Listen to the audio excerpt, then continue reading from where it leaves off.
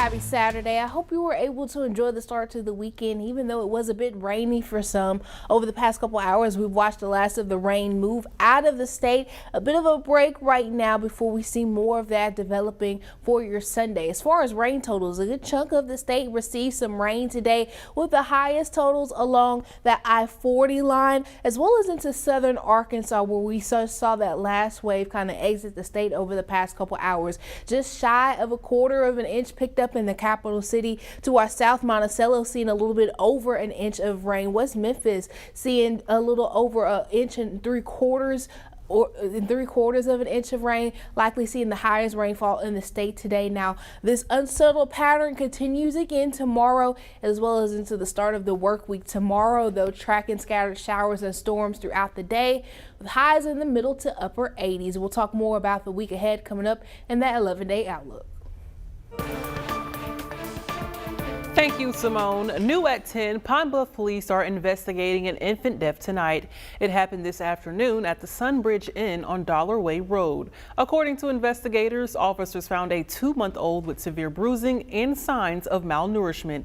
The child was taken to the hospital where they later died. The infant's mother, LaCrystal Matthews, was taken into custody after officers determined she was responsible for the death. She's now charged with first-degree murder. Authorities in Minnesota are urgently searching for a gunman they say targeted 2 Democratic state lawmakers and their families overnight. One of the lawmakers and her husband are dead. The other and his wife are hurt. Anna Schechter shares what we know about the suspect and the efforts now underway to catch him.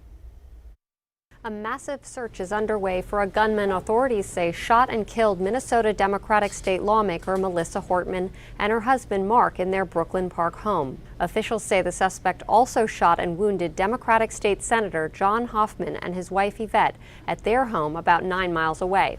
The FBI released this photo that appears to show the suspect standing at Hoffman's door, wearing a mask and dressed like a police officer. Today we are asking for the public's help at this point in time in locating Vance Luther Bolter, who is a 57-year-old white male who's 6 feet 1 inches tall, 220 pounds, with brown hair and brown eyes.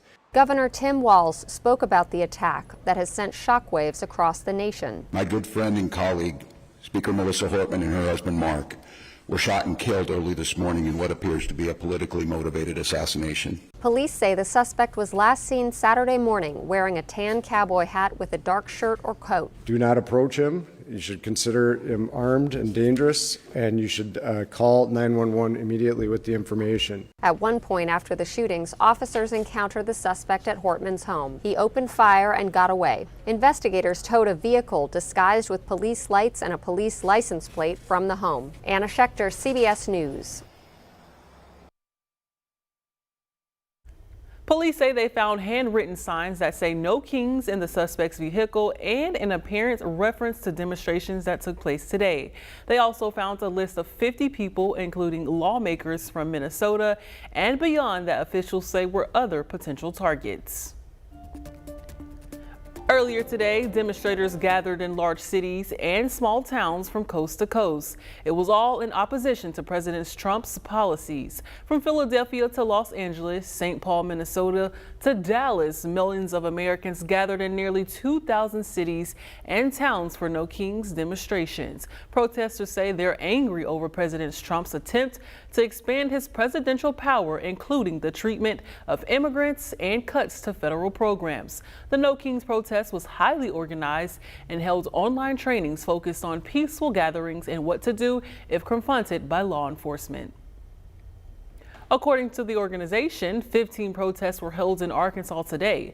Demonstrators gathered in cities like Bentonville, Heber Springs, Russellville, and right here in Little Rock. THV's 11 Carter 3 watched as they used a landmark and the river to get their message out. Her street! Our street! Her street! Our street! On Saturday, the street in question was the Broadway Bridge, where protesters marched from the Little Rock side to North Little Rock and back. They received support from passing cars as they chanted and waved anti-Trump signs. For many people, it has many different reasons. to be here, but it's to protest what's currently going on in Washington. Beth Munson came from Maumelle. She named funding cuts and the recent use of the military at protests as some of her reasons for showing up. There's just so much going on that's hard to name everything, but everybody here has a reason, and we're all here together to protest the current administration. One organizer and chant leader was Tabitha Gamble of Saline County.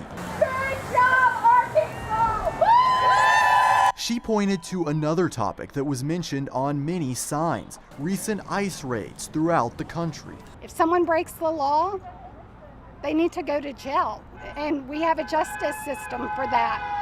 But everybody in this country should be afforded due process. And with recent protests in other cities often turning into clashes between protesters and law enforcement, remaining peaceful was a priority for those in attendance. We are not interested in fighting, physically fighting with our neighbors. That is not going to get us anywhere.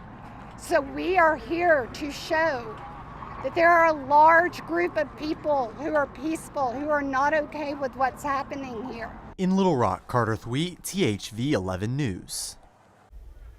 Now, Little Rock wasn't the only Arkansas city that saw protests today. This is video from the No Kings event in Hot Springs. Hundreds of people gathered along Central Avenue this afternoon. The group was not far from Hot Springs National Park and Bathhouse Row. Both are run by the National Park Service, a federal agency impacted by funding cuts. And President Trump's massive military parade wrapped up just a few hours ago. The event commemorated the Army's 250th birthday. It also falls on the president's 79th birthday and has drawn both celebration and criticism. Natalie Brand has a recap from Washington, D.C. A massive parade of U.S. military might rolled down Constitution Avenue, marking the Army's 250th birthday. The President and First Lady looked on from a viewing box near the White House with Defense Secretary Pete Hegseth, Vice President J.D. Vance, and dozens of other dignitaries.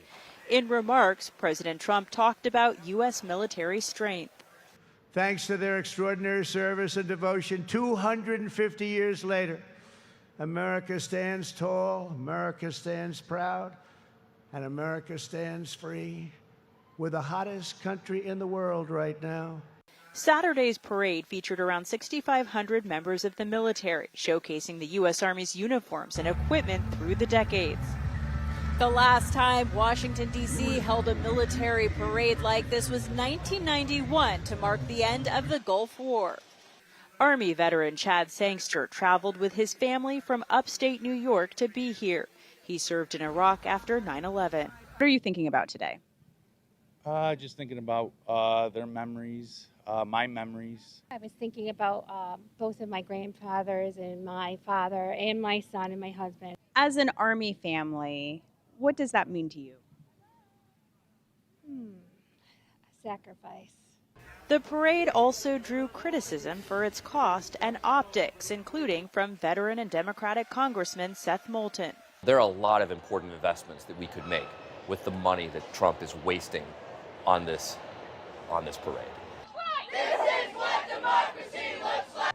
In cities across the country Saturday, critics of President Trump organized what they called No Kings rallies. We love America, and we want to make sure that we can fight against the authoritarianism that's happening as we speak.